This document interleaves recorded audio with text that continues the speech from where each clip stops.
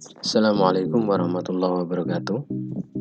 Malam ini kita akan membicarakan sedikit tentang materi yang sering digunakan untuk menyampaikan sebuah konsep, yaitu materi mind mapping. Nah, namun sebelum lanjut kita bisa diklik tombol subscribe untuk membangun channel ini. Oke, let's start. Mind mapping. Apa itu mind mapping? Mind mapping adalah proses memetakan pikiran untuk menghubungkan konsep permasalahan tertentu dari cabang membentuk korelasi konsep menuju suatu pemahaman dan hasilnya dituangkan langsung untuk mudah dimengerti oleh pembuatnya. Ini adalah mind mapping.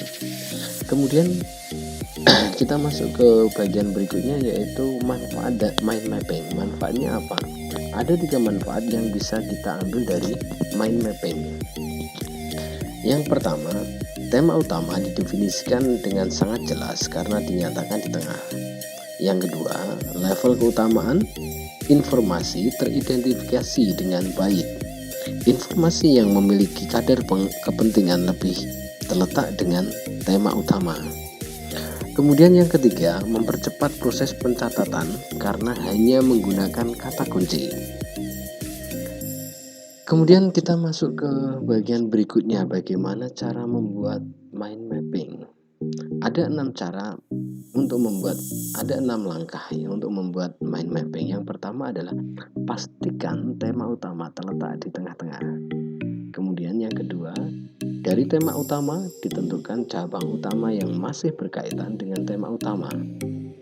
Yang ketiga, tentukan subtopik sebagai ranting yang diambil dari cabang utama. Yang keempat, secara kreatif gunakan simbol, kode, dan dimensi seluruh peta pikiran Anda. Kemudian yang kelima, gunakan garis untuk menghubungkan antara topik sentral dengan topik utama dan subtopik. Yang terakhir adalah kembangkan mind mapping sesuai gaya dan Anda sendiri. Berikut saya berikan satu contoh mind mapping yang dihubungkan dengan sebuah teks atau menyampaikan teks recount. Nah,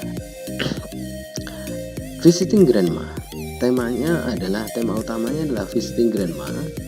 Yang terlibat adalah my family and I. Kemudian untuk cabangnya ada 3.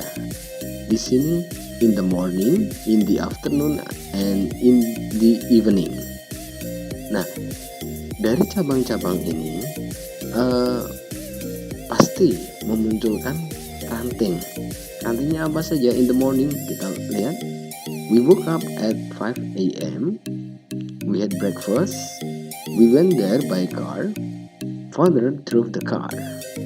And then we had lunch, we played in the rice field, we swam in the river, we went back to the grandma's house. And the last branch is, we had dinner, we went home, and although we were tired, we felt happy. Nah, dari mind mapping ini kalian bisa mengembangkan ide kalian, apa saja yang bisa dituangkan di sini. Nah, so we can conclude that mind mapping is to make easier for the author or writer to convey their idea. Oke, saya pikir penjelasan singkat ini cukup. Semoga memberikan pemahaman yang lebih terhadap kalian. Terima kasih. Assalamualaikum warahmatullahi wabarakatuh.